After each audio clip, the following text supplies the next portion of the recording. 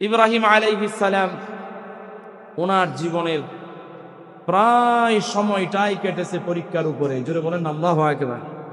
ইব্রাহিম আলাইহিস সালাম প্রত্যেকটা পরীক্ষায় শতভাগ উত্তীর্ণ হয়েছে। মুহাম্মদ সাল্লাল্লাহু আলাইহি ওয়াসাল্লাম হলেন হাবিবুল্লাহ, আল্লাহর বন্ধু, আর ইব্রাহিম আলাইহিস সালাম হচ্ছে খলিলুল্লাহ, আল্লাহর বন্ধু।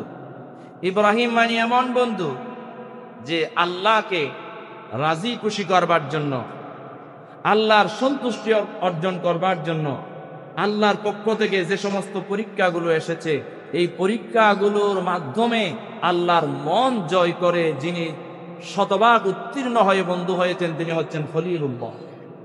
আর হাবিবুল্লাহ হচ্ছে তিনি আমাদের প্রিয় হাবিব সাল্লাল্লাহু আলাইহি ওয়াসাল্লাম। আল্লাহ সুবহানাহু ওয়া তাআলা বিশ্বনবী সাল্লাল্লাহু আলাইহি ওয়াসাল্লামের পুরো জীবনটাই আল্লাহ তাআলা আল্লাহর রাসূলকে খুশি করার জন্য চেষ্টা করছেন। যিনি বলেন আল্লাহু আকবার। আল্লাহর রাসূল হচ্ছে এমন বন্ধু যে বন্ধুকে আল্লাহ খুশি করতে চায়। আবার খলিলুল্লাহ, ইব্রাহিম খলিলুল্লাহ এমন বন্ধু যে বন্ধু আল্লাহকে খুশি করতে চায়। যিনি বলেন আল্লাহু আকবার। আল্লাহ তাআলা আমাদেরকে ইব্রাহিম আলাইহিস সালামের জীবনী থেকে আমল করে আল্লাহকে সন্তুষ্ট করবার তৌফিক দান করুন বলি আমিন।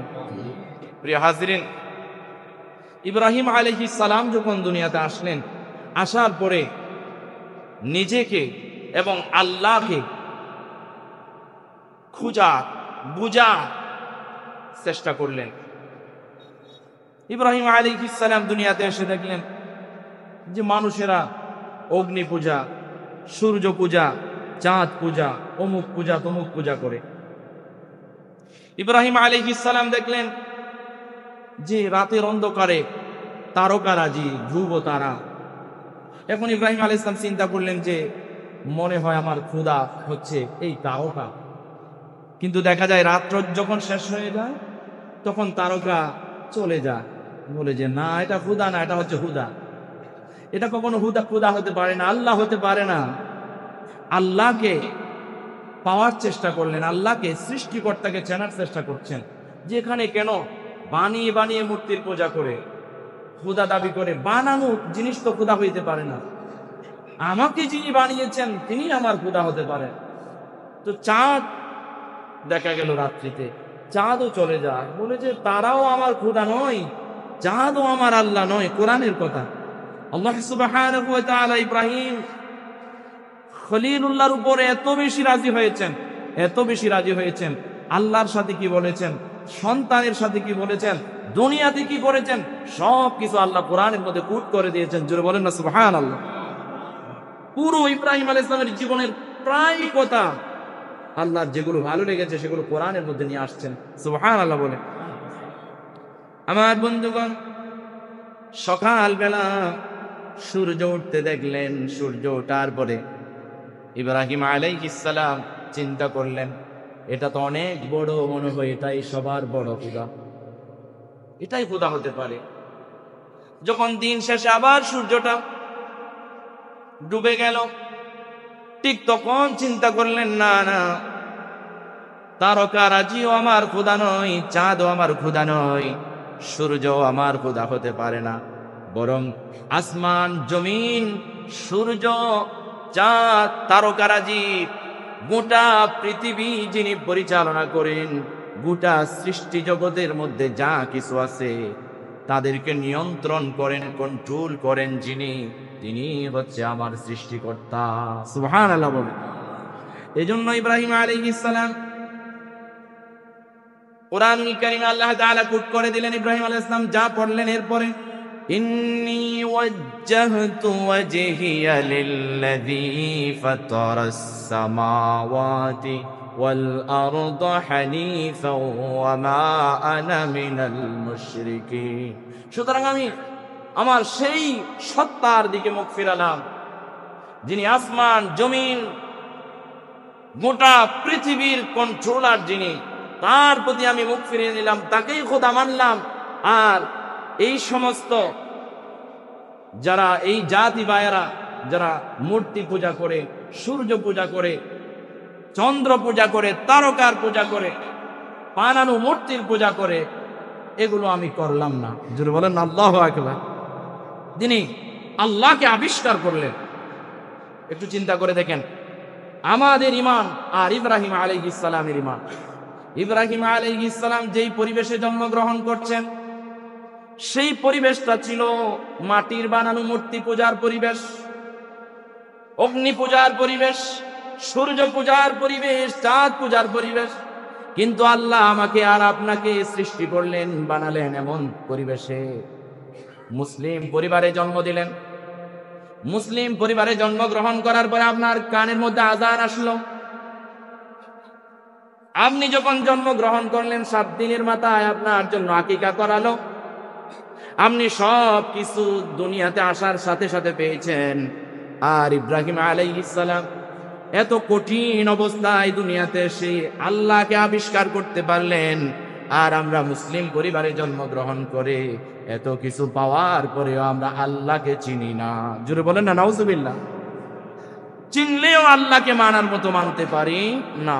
অথচ ইব্রাহিম আলাইহিস সালাম দেখেন, এমন কঠিন পরিবেশে জন্মগ্রহণ করে আল্লাহকে আবিষ্কার করলেন। শুধু তাই নয়, নমরুদের গোষ্ঠী, নমরুদের জাত, তখন নমরুদ এমন একটা শাসক ছিল,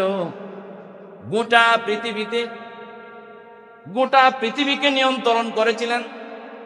এমন 4 জন মানুষের ভিতরে নমরুদ একজন। আমার বন্ধুগণ, প্রিয় উপস্থিতি, নমরুদ তখন মানুষকে চাইলে যে কোনো মুহূর্তে কতল করত, চাইলে যে কোনো মুহূর্তে জেল হাজত থেকে বাঁচিয়ে দিত। ঠিক তেমন মুহূর্তে ইব্রাহিম আলাইহিস সালাম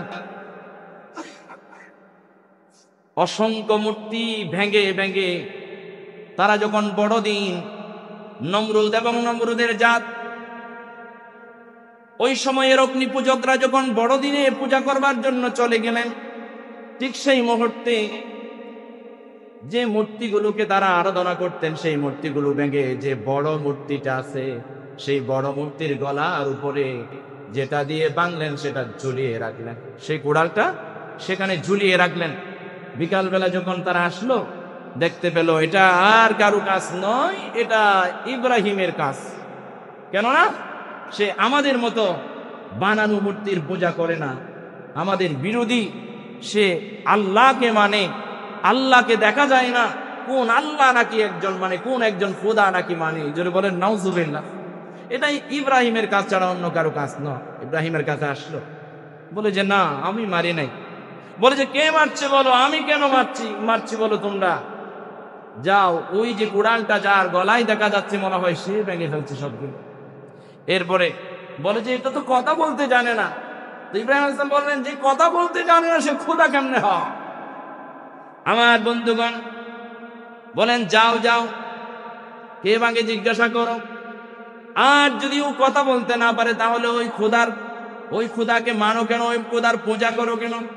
আমি তো ওই খোদার পূজা করি না, আমি তো ওই খোদার পূজা করি যে মহান মালিক, আমার সৃষ্টিকর্তা, গোটা দুনিয়ার সব মানুষের সৃষ্টিকর্তা, গোটা পৃথিবীর নিয়ন্ত্রণ করেন যিনি, গোটা আসমান জমিনের কন্ট্রোলার যিনি, তিনিই হচ্ছেন আমার রব। জুড়ে বলেন আল্লাহু আকবার। নমরুদের কানে চলে গেল ইব্রাহিম আলাইহিস সালাম এখন এই যে তাদের মতো মূর্তি পূজা, চাঁদ পূজা, সূর্য পূজা, তারকা পূজা এগুলো করছেন না। নমরুদ ডেকে পাঠালেন, ইব্রাহিম আলাইহিস সালামকে বললেন যে তুমি নাকি কি খোদা তুদা ইবাদত করো, মানো, সবাই তো আমাকে খোদা মানে, তুমি আবার অন্য খোদা কোথা থেকে আবিষ্কার করলা? বলে যে না, আমি তোমাকে খোদা মানতে রাজি না। কারণ হলো আমার আল্লাহ এমন আল্লাহ যে আল্লাহ মানুষকে জীবন দেয়, আর যে এমন আল্লাহকে আমি মানি, এমন আল্লাহর আরাধনা করি যে আল্লাহ মানুষের মৃত্যু দেয়। জোরে বলেন না সুবহানাল্লাহ। এরপরে নমরুদ বলল আমিও তো মানুষকে বাঁচাই, আমিও তো মানুষকে মৃত্যু দেই, তাহলে দেখাও। তাহলে এখন জেলখানা থেকে 2 জন লোককে ধরে আনলেন, ডেকে আনলেন, এনে তরবারি নিয়ে পেটের মধ্যে ঢুকাই দিয়ে একজনকে মেরে ফেললো। বলে যে দেখেছো আমিও মানুষকে মৃত্যু দেই। বলে যে মানুষকে মৃত্যু দিলা দেখলাম, এবার একটা মানুষকে হায়াত দাও। এরপরে দেখলো নমরুদ একটা মানুষকে, ওই দুইজন থেকে আরেকজনকে ছুরি ঢুকাই দেবে, স্টপ করে ফেলছে। দেখো আমি একজনকে মেরে ফেলছি, মৃত্যু দিয়েছি, এখন একে আমি মারলাম না, বাঁচায়া দিলাম। জোরে বলেন না নাউজুবিল্লাহ। এখানে তো একটু ভিন্নতা আছে। আল্লাহ যে মৃত্যু দেয়, আল্লাহ যে হায়াত দেয়, এটা চাইতে নমরুদের সাথে কি মিল আছে? নাই। এরপরে ইব্রাহিম আলাইহিস সালাম আবার বলল, আল্লাহ যে মৃত্যু দেয়, আল্লাহ যে জীবন দেয়, এটার সাথে তোমার জীবন দেওয়া এবং মৃত্যু দেওয়ার সাথে মিল নাই। তারপরও আমি আরেকটা প্রশ্ন করি, যে আমার আল্লাহ সকাল বেলা খুব সুন্দর একটা বিশাল আকারের সূর্য উদয় করে, জোরে বলেন না সুবহানাল্লাহ। ওই সূর্য সকাল বেলা উদিত হয় পূর্ব দিগন্ত থেকে, তাহলে তুমি যদি প্রভু হয়ে থাকো, তুমি যদি খোদা হয়ে থাকো, পশ্চিম দিক থেকে সূর্য উদয় করে, উদিত করে দেখা। ফাবুহিতাল্লাযী কাফার, ধরা খেয়ে গেল, পেশ হয়ে গেল। পারবে কখনো? না। এরপরে ইব্রাহিম আলাইহিস সালামের প্রতি অত্যাচার, জুলুম, নির্যাতন শুরু হয়ে গেল। ধরো, পাকড়াও করো, জেলখানায় ঢোকাও এবং বিশাল আকারের অগ্নিকুণ্ড করো, সেখানে ইব্রাহিমকে ফেলে জ্বালায়া ফেলো, পোড়ায়া ফেলো। গোটা জাতি দেখো ইব্রাহিমের মতো আর কোন মানুষ যেন খোদা আবিষ্কার করতে না পারে। জোরে বলেন নাউজুবিল্লাহ। অগ্নিকুণ্ড তৈরি করলো। ইব্রাহিম আলাইহিস সালামের ঈমান কেমন দেখেন। সেখানে ফেলবে, জিবরাইল আমিন সাহায্য করার জন্য আসলো, বলে যে আমার কাছ থেকে সাহায্য চান যেন আমি এই অগ্নিটাকে এক এক তাপ দিয়ে ফেলে দিতে পারি। বলে যে না না, এটা আমার আল্লাহর পরীক্ষা। আমার আল্লাহ যদি চায় এই অগ্নিতে আমাকে ফেলে আগুনে পুড়ে জ্বালিয়ে পুড়িয়ে ভস্ম করে দিই, তাহলে আমার আল্লাহ যদি আমাকে এই অগ্নিতে ফেলে খুশি হয়, তাহলে আমি 1000 বার নয়, লক্ষ লক্ষ কোটি বার আমি এই অগ্নিতে পড়ে জ্বলতে রাজি। জুড়ে বলেন সুবহানাল্লাহ। তারপর আমার আল্লাহকে আমি খুশি করতে চাই। সুবহানাল্লাহ বলেন। ইব্রাহিম আলাইহিস সালামকে অগ্নিকুণ্ডে ফেলাবার আগে আল্লাহর পরীক্ষায় পাশ, উত্তীর্ণ হয়ে গেল শতভাগ। অগ্নিতে যেই না ফেলে দেবে, তার আগে অগ্নিকে নোটিশ করে দিলেন আল্লাহ, কুলনা ইয়া নারু কুনি বারদাও ওয়া সালামান আলা ইব্রাহিম। অগ্নিকে আদেশ করলেন আল্লাহ তাআলা, বলেন অগ্নি আমার ইব্রাহিমের জন্য নাতিশীতোষ্ণ হয়ে যাও, না গরম না ঠান্ডা। গরম হলে যেন কষ্ট না পায়, অতি গরম হলে, বেশি ঠান্ডা হলে যেন ঠান্ডাতে কষ্ট না পায়। ফুলের বাগান করে দিলেন তিনি কে? আল্লাহ। এজন্য আল্লামা ইকবাল রাহমাতুল্লাহি আলাইহি তিনি তার শেয়ারের মধ্যে বলেছিলেন, এখনো পর্যন্ত যদি ইব্রাহিম আলাইহিস সালামের মতো ঈমান আমাদের মধ্যে কোনো মুসলিম উম্মার মধ্যে কোনো পুরুষ যদি ঈমানকে লালন করতে পারে, এখনো যদি কাফের বেঈমান জালেমরা ঈমানের কারণে, ইসলামের উপরে অটুট অবিচল থাকার কারণে কাফেররা যদি অগ্নিকুণ্ড তৈরি করে আগুনের মধ্যে জ্বালিয়ে দেওয়ার চেষ্টা করে, ওই অগ্নিকুণ্ডকে ফুলের বাগান বানিয়ে দেবেন তিনি কে? আল্লাহ। সেই ঈমান আমাদেরকে লালন করতে হবে। ইব্রাহিম আলাইহিস সালাম এমন একজন নবী ছিলেন, তিনি আল্লাহকে তো আবিষ্কার করেছেন, আবার আল্লাহর সাথে কথা বলে সবকিছু একদম পরিষ্কার করে নিতেন। যেমন আল্লাহ যে জীবন দেন, মৃত্যু থেকে মানুষকে জীবিত করতে পারে, ইব্রাহিম আলাইহিস সালাম ঈমান রাখলেও এটা দেখার জন্য কি করলেন? মন স্থির করলেন, না আমাকে দেখতে হবে, মানে আবিষ্কার করেই চাপতে হবে কিভাবে আল্লাহ মৃত ব্যক্তিকে মানুষ আল্লাহ সুবহানাহু ওয়া তাআলা আবার জীবন দেয়। আল্লাহ সুবহানাহু ওয়া তাআলার ভালো লাগলো, কোরআনুল কারীমে তুলে দিলেন। মোট কথা ইব্রাহিম আলাইহিস সালামের জীবনের প্রায় প্রতিটা অংশ আল্লাহ কোরআনুল কারীমে কোট করে দিলেন। সুবহানাল্লাহ বলেন।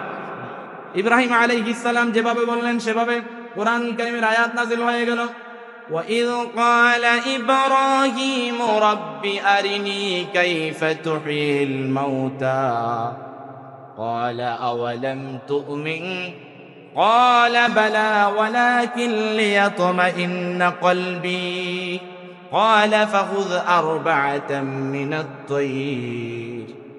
এই আয়াতের মধ্যে আল্লাহ তাআলা বলেন, ইব্রাহিম আলাইহিস সালাম আল্লাহকে জিজ্ঞাসা করলো, আল্লাহ আমি দেখতে চাই তুমি কিভাবে মৃত থেকে জীবিত করো। আল্লাহ তাআলা প্রশ্ন করলেন, তুমি কি বিশ্বাস করো না? ইব্রাহিম আলাইহিস সালাম বলছেন, ক্বালা বালা, বিশ্বাস করি, তবে ওয়ালাকিন লিয়াতমাইন্না কলবি, আমার অন্তরের প্রশান্তির জন্য আল্লাহ আমি একটু দেখতে চাই। আল্লাহ বলেন, তুমি যাও 4 প্রকারের পাখি নাও, সেই 4 প্রকারের পাখিকে তুমি বশীভূত করে নাও, যেন ডাক মারলে চলে আসে। বশীভূত করার পরে কেটে টুকরা টুকরা করে এই 4টি পাখিকে তুমি একদম মিশে ফেলো। এরপরে এখান থেকে কিছু অংশ ওই পাহাড়ে, কিছু অংশ ওই পাহাড়ে, কয়েকটি পাহাড়ের মধ্যে রেখে আসো। আর তুমি যে পাখিগুলো নিয়েছো ওই পাখিগুলোর নাম ধরে ধরে ডাক মারো। সুম্মা দুহুন্না ইয়াতিনাকা সায়া, দৌড়ায়া দৌড়ায়া ইব্রাহিম আলাইহিস সালামের দিকে আসলো। জোরে বলেন আল্লাহু আকবার। আমার বন্ধুগণ, আলোচনা করছিলাম ইব্রাহিম আলাইহিস সালামের জীবনী থেকে। ইব্রাহিম আলাইহিস সালামকে আল্লাহ পদে পদে পদে পদে অনেক পরীক্ষা করলেন, প্রত্যেক পরীক্ষায় শতভাগ উত্তীর্ণ হয়ে গেলেন। আলহামদুলিল্লাহ বলেন। ইব্রাহিম আলাইহিস সালাম বিয়ে করার পরে প্রায় 80 বছর, 86 বছরে গিয়া আল্লাহর কাছে চাইতে চাইতে চাইতে চাইতে রব্বি হাবলি মিনাস সালিহিন, রব্বি হাবলি মিনাস সালিহিন, এভাবে চাইতে চাইতে চাইতে চাইতে আল্লাহ সুবহানাহু ওয়া তাআলা একটা সন্তান দিলেন, ইসমাঈল আলাইহিস সালামকে। জোরে বলেন সুবহানাল্লাহ। ফাবাশশারনাহু বিগুলামিন হালিম, আল্লাহ তাকে আল্লাহর চাওয়া পরিপূর্ণ করলেন, সন্তানের সুসংবাদ দিলেন। সন্তান পেলেন, পাওয়ার পরে যখন সন্তানটা যখন একটু বাজারে যাবে, একটু বাবার সাথে হাঁটবে, বাবার সাথে একটু হাতে ধরে বিভিন্ন জায়গায় ঘুরবে ফিরবে, এমন অবস্থায় আবার আল্লাহ সুবহানাহু ওয়া তাআলা ইব্রাহিম আলাইহিস সালামকে স্বপ্ন দেখালেন যে তোমার সবচাইতে প্রিয় জিনিস কুরবানি করতে হবে। জোরে বলেন না সুবহানাল্লাহ। এটাতেও পাশ হয়ে গেল। এগুলো কোরবানির আলোচনায় আসবে ইনশাআল্লাহ। এরপরে কি পরীক্ষা করছে দেখেন। ইব্রাহিম আলাইহিস সালাম যখন 80 বছর, কয় বছর? 80 বছরে উপনীত হলো, আল্লাহ সুবহানাহু ওয়া তাআলা আদেশ করলেন যে ইব্রাহিম তোমাকে নিজের খতনা নিজেকে করতে হবে। একটু চিন্তা করে দেখেন, নিজের খতনা নিজে করা। বর্তমান সময়ে তো আধুনিক পদ্ধতি আছে, ইনজেকশনের মাধ্যমে সে বলতেও পারে না যে খতনা কখন হয়ে গেছে। যারা বলেন এগুলো কার আবিষ্কার? আল্লাহ সুবহানাহু ওয়া তাআলা মানুষকে মেধা দিয়েছে, মেধার বিকাশের কারণে এখন আমরা শান্তি পাচ্ছি। কিন্তু পরীক্ষা দেখেন, ইব্রাহিম আলাইহিস সালাম যখন 80 বছর, এই বয়সে এসে খতনা করা, নিজের খতনা নিজে, এই পরীক্ষায় শতভাগ উত্তীর্ণ হলেন, নিজের খতনা নিজে করলেন। যারা বলেন না সুবহানাল্লাহ। এভাবেই পরীক্ষা দিচ্ছেন। এরপরে যখন ইসমাঈল আলাইহিস সালাম দুনিয়াতে আসলেন, আসার কিছুদিন পরে আবার বলছে যে স্ত্রীকে নির্জনে ফেলে রাখতে হবে। কোথায়? বাবেল শহর, বাবেল নগরীতে জন্ম ইব্রাহিমের। সেখান থেকে সুদূর মক্কার উদূরে সাফা মারওয়া পাহাড়ের পাদদেশে ইব্রাহিম আলাইহিস সালাম তার স্ত্রী হাজারকে, আমরা যাকে হাজারা বলি, হাজার এবং ইসমাঈল আলাইহিস সালামকে প্রথমত 86 বছর বয়সে গিয়ে ইব্রাহিম আলাইহিস সালাম সন্তান পেলেন। আল্লাহর কাছে চাইতে চাইতে চাঁদের মতো চাঁদের টুকরা পেলেন। সেই মুহূর্তে আদরের বউ বাচ্চা দুজনকেই নির্জন, একদম নির্জন এলাকা, মরুভূমি রেখে চলে আসছেন। কার আদেশ? আল্লাহর আদেশ। এখানেও পরীক্ষায় উত্তীর্ণ হয়ে গেলেন। যে বলেন না সুবহানাল্লাহ। প্রিয় হাজিরিন, সব পরীক্ষায় উত্তীর্ণ হলেন। এরপরে যে আমরা জমজম কূপের পানি খাই, সেখানে নির্জন বসবাস যখন করছিলেন, ঠিক সেই মুহূর্তে সাফা মারওয়ার পাশে যখন পানির জন্য, পানির তৃষ্ণায় যখন কাতরাচ্ছে ইসমাঈল আলাইহিস সালাম, ঠিক তখন মা হাজার তখন দৌড়াদৌড়ি করছিলেন। কি করছিলেন? দৌড়াদৌড়ি করছিলেন সাফা এবং মরওয়াতে 7 বার। এখনো যারা উমরা হজ করতে যায় এবং হজ করতে যায়, তারা এই পাহাড়ের মধ্যে সাই করতে হয়। মা হাজার যেভাবে সাই করেছিলেন, ইন্নাস সাফা ওয়াল মারওয়াতা মিন শাআইরিল্লাহ ফামান হাজ্জাল বাইতা আও ইতামারা। আল্লাহ সুবহানাহু ওয়া তাআলা কুরআনুল কারীমে আয়াত নাযিল করে দিয়েছেন, জোরে বলেন না সুবহানাল্লাহ। তো দৌড়াদৌড়ি করার পরে, ছুটাছুটি করার পরে যখন পানি পেলেন না, ইসমাঈল আলাইহিস সালাম যখন পানির জন্য কাতরাচ্ছেন, এই যে পায়ের ছাপ পড়ার সাথে সাথে এমন ভাবে পানি ওঠা শুরু করলো, জমজমের পানি। হযরত হাজার এসে বলছেন থাম থাম, বাদ দেওয়া শুরু করলেন। যে এমন ভাবে পানি আসা শুরু করলেন, থাম থাম বলে যখন বাদ দেওয়া শুরু করলেন, জমজম মানে থাম থাম, এই থাম থাম পানি খাই আমরা। এটা এমন পানি, গোটা দুনিয়াতে এটা একটা মানুষের জন্য আল্লাহ সুবহানাহু ওয়া তাআলা কিভাবে আল্লাহ সুবহানাহু ওয়া তাআলা কুদরতের পানি দিলেন দেখেন। যে একটা মানুষ বেঁচে থাকবার জন্য দুধ, ভাত না খেয়ে অথবা অন্যান্য জাতীয় খাবারগুলো না খেয়ে বেঁচে থাকার জন্য কয়েকটা আল্লাহ সুবহানাহু ওয়া তাআলার এই দুনিয়াতে কয়েকটা রিজিক আছে। তোর মধ্যে একটা হচ্ছে জমজমের পানি। আপনি যদি খাওয়ার জন্য কিছুই না পান, শুধু জমজমের পানি খেয়ে বেঁচে থাকতে পারবেন, জোরে বলেন না সুবহানাল্লাহ। এরপর আর যদি আপনি খাওয়ার জন্য কিছু না পান, শুধু দুধ আছে, দুধ খেয়ে আপনি বেঁচে থাকতে পারবেন, এখানে সব কিছু আছে। এরপর আপনার যদি খাবারের জন্য কিছুই না থাকে, শুধু খেজুর খেয়ে আপনি বেঁচে থাকতে পারবেন, জোরে বলেন আল্লাহু আকবার।